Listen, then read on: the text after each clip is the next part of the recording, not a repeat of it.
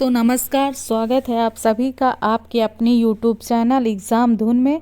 दोस्तों कैसे हैं आप सब? आशा है स्वस्थ होंगे, मस्त होंगे, अच्छे होंगे। तो दोस्तों चलिए बिना किसी देरी के शुरू करते हैं सामान्य अध्ययन के पार्ट 3 को, जो सभी एग्ज़ाम से रिलेटेड हैं। तो चलिए दोस्तों शुरू करते हैं। तो चलिए देखते हैं आज का पहला प्रश्न है, भारत के लिए 1945 की आर्थिक विकास योजना को किस नाम से भी जाना जाता है? ऑप्शन ए है बॉम्बे प्लान, ऑप्शन बी है लखनऊ प्लान, ऑप्शन सी है दिल्ली प्लान, ऑप्शन डी है कलकत्ता प्लान। तो दोस्तों इसका सही जवाब होगा ऑप्शन ए बॉम्बे प्लान। तो चलिए दोस्तों कुछ डिटेल देख लेते हैं जो बहुत ही महत्वपूर्ण है। 1945 की आर्थिक विकास योजना को बॉम्बे प्लान के नाम से भी जाना जाता है। यह योजना 1944 से 1945 में 8 प्रमुख भारतीय उद्योगपतियों द्वारा प्रकाशित की गई थी। शुरुआत में इसे केवल निजी प्रसार के लिए जारी किया गया था। अगला प्रश्न देखते हैं दोस्तों प्रश्न है, प्रयागराज शहर निम्न में से किस नदी के संगम पर स्थित है? ऑप्शन ए है सिंधु तथा ब्रह्मपुत्र, ऑप्शन बी है सोन तथा कोसी, ऑप्शन सी है महानदी और नर्मदा, ऑप्शन डी है गंगा और यमुना। इसका सही जवाब होगा ऑप्शन डी गंगा और यमुना। इसका डिटेल देखते हैं। प्रयागराज भारत के सबसे प्राचीन शहरों में से एक है जो 3 नदियों गंगा, यमुना और अदृश्य सरस्वती के संगम पर अवस्थित है।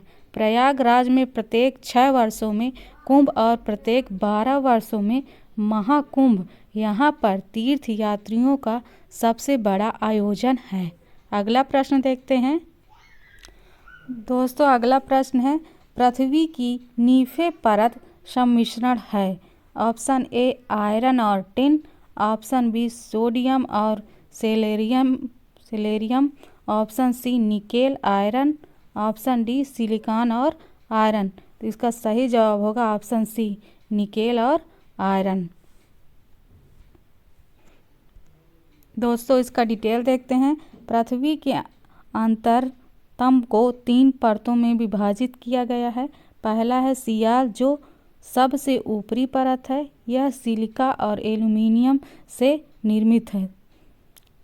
दूसरा है सीमा, सियाल के नीचे 2900 किलोमीटर की गहराई तक सीमा परत को माना जाता है, जो सिलिका तथा मैग्नीशियम से बनी है।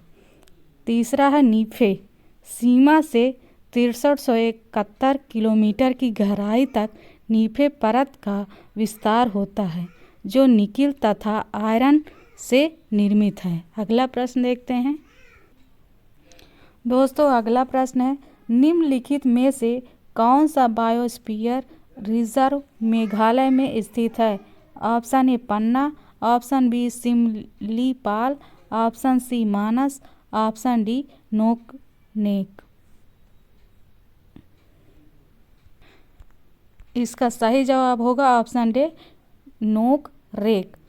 इसका डिटेल देखते हैं।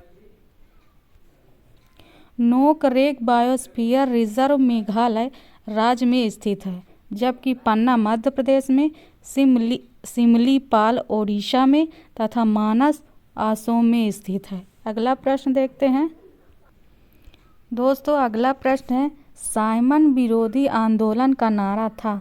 ऑप्शन ए साइमन यहाँ रहो, ऑप्शन बी हम चाहते हैं स्वशासन, ऑप्शन सी साइमन वापस जाओ, ऑप्शन डी इरविन को वापस लाओ। इसका सही जवाब होगा ऑप्शन सी साइमन वापस जाओ। इसका डिटेल देखते हैं दोस्तों ब्रिटिश सरकार ने 1927 ईस्वी में साइमन की अध्यक्षता में भारतीय वैधानिक आयोग का गठन किया था। इसे साइमन आयोग तथा श्वेत आयोग भी कहते हैं। इस आयोग के सभी 7 सदस्य अंग्रेज थे। यह आयोग 1928 ईस्वी में भारत पहुंचा, तब सभी ने साइमन वापस जाओ या साइमन गो बैक के नारे लगाए। लाहौर में इसका विरोध करते हुए लाला लाजपत राय पर लाठी से प्रहार किया गया। इससे उनकी कुछ ही दिनों बाद मृत्यु हो गई। लखनऊ में जवाहरलाल नेहरू और जीबी पंत ने इसका विरोध किया था। अगला प्रश्न देखते हैं दोस्तों। अगला प्रश्न है, जलियांवाला बाग हत्याकांड के विरोध में किसने ब्रिटिश सरकार की नाइटहुड की उपाधि को लौटा दिया था? ऑप्शन ए है शंकरन नायर, ऑप्शन बी है रविन्द्रनाथ टैगोर, ऑप्शन सी है रामेश्वर सिंह, ऑप्शन डी है मोहम्मद अली जिन्ना। इसका सही जवाब होगा दोस्तों ऑप्शन बी रविन्द्रनाथ टैगोर। अगला प्रश्न देखते हैं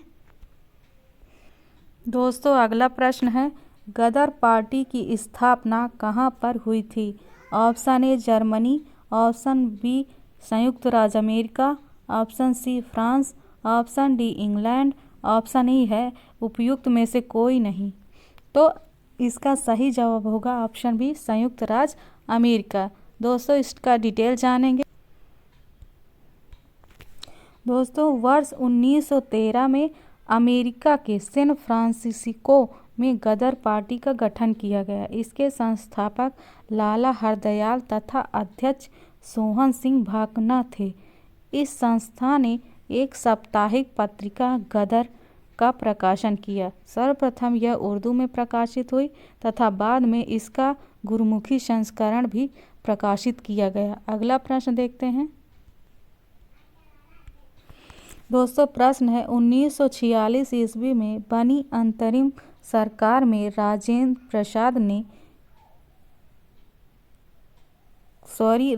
प्रसाद के पास कौन सा विभाग था? ऑप्शन ए है वित्त, ऑप्शन बी रक्षा, ऑप्शन सी गृह, ऑप्शन डी खाद्य एवं कृषि, ऑप्शन डी इसमें से कोई नहीं है, उपयुक्त में से कोई नहीं।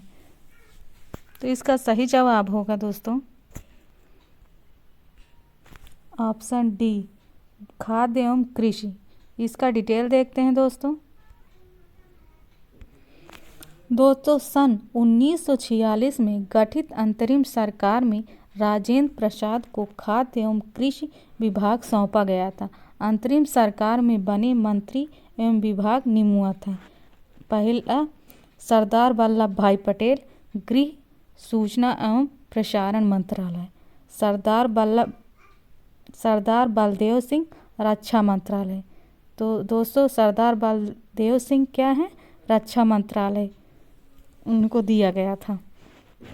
तीसरा है लियाकत अली, वित्त मंत्री थे। चौथा आशफ अली, रेलवे। ऑप्शन पांचवा है सी राजगोपालाचारी, शिक्षा मंत्रालय।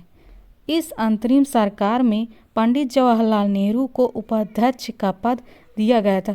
दोस्तों स्क्रीनशॉट लेते चलिए या नोट डाउन करते चलिए दोस्तों, ये सब बहुत महत्वपूर्ण है। अगला प्रश्न देखते हैं दोस्तों। अगला प्रश्न है, अनहैप्पी इंडिया पुस्तक के लेखक कौन है? Option A Bal Gangadhar Tilak, option B Annie Besant, option C Lala Lajpat Rai, option D A O. Hume. Option E है उपयुक्त में से कोई नहीं। तो इसका सही जवाब होगा ऑप्शन सी लाला लाजपत राय। इसका डिटेल देखते हैं दोस्तों। अनहैप्पी इंडिया पुस्तक के लेखक भारतीय स्वतंत्रता सेनानी एवं प्रसिद्ध गर्मपंथी नेता लाला लाजपत राय थे। इस पुस्तक में भारतीय सभ्यता की तुलना समकालीन ब्रिटिश एवं अमेरिकी सभ्यता से की गई है। लाला लाजपत राय पंजाब केसरी के नाम से प्रसिद्ध थे। 1928 ईस्वी में साइमन कमीशन का विरोध करते हुए लाठीचार्ज के कारण घायल हो गए थे तथा 17 नवंबर 1928 ईस्वी में उनकी मृत्यु हो गई थी। अगला प्रश्न देखते हैं। अगला प्रश्न है दोस्तों, बहिष्कृत भारत जर्नल किसने शुरू किया था? Option A Jyotiba Phule, option B Karsan Das Mulji, option C Bal Gangadhar Tilak, option D Baba Saheb Ambedkar या उपयुक्त में से कोई नहीं। तो इसका सही जवाब होगा दोस्तों ऑप्शन डी बाबा साहब अम्बेडकर। इसका डिटेल देखते हैं दोस्तों। बहिष्कृत भारत 1924 पत्रिका को डॉक्टर बाबा साहब अम्बेडकर ने शुरू किया था। डॉक्टर अम्बेडकर की अन्य पत्रिकाएं मूक नायक, समता, जनता है। डॉक्टर भीमराव अम्बेडकर का जन्म 14 अप्रैल 1891 को मध्य प्रदेश में इंदौर के निकट महू में एक महान परिवार में हुआ था। वर्ष 1990 में इन्हें भारत के सर्वोच्च सम्मान भारत रत्न से सम्मानित किया गया था। गुलामगिरी ज्योतिबा फुले द्वारा रचित पुस्तक है गीता रहस्य, द ओरियन एवं the Arctic home of the Vedas बाल गंगाधर तिलक द्वारा रचित पुस्तकें हैं। दोस्तों स्क्रीनशॉट लेते चलिएगा यह कॉपी में नोट डाउन जरूर करते जाइए दोस्तों। सारे प्रश्न बहुत ही महत्वपूर्ण हैं और प्रश्न में आए हुए हैं। अगला प्रश्न देखते हैं दोस्तों। एक और महत्वपूर्ण प्रश्न ये रहा, 1769 से 1770 के बंगाल का अकाल किसके कारण बदतर हो गया था। तो ऑप्शन ए है टिड्डी दल के हमले, ऑप्शन बी है चूहों का प्रकोप, ऑप्शन सी है करारोपण का उच्च स्तर, ऑप्शन डी है चेचक महामारी। इसका सही जवाब होगा ऑप्शन डी चेचक महामारी। इसका सही जवाब दोस्तों क्या होगा, चेचक महामारी। इसका डिटेल देखते हैं।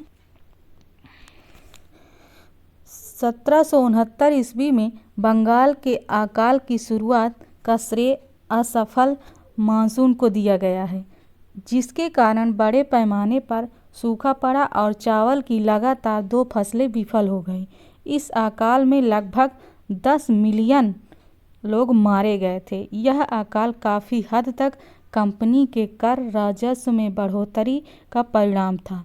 लोग भूख से मरने लगे और औपनिवेशिक शासन उदासीन पड़ा रहा। इस समय चेचक की महामारी ने इस अकाल को और अधिक बदतर बना दिया। अगला प्रश्न देखते हैं दोस्तों। एक और महत्वपूर्ण प्रश्न, सीमांत गांधी के नाम से कौन जाने जाते हैं।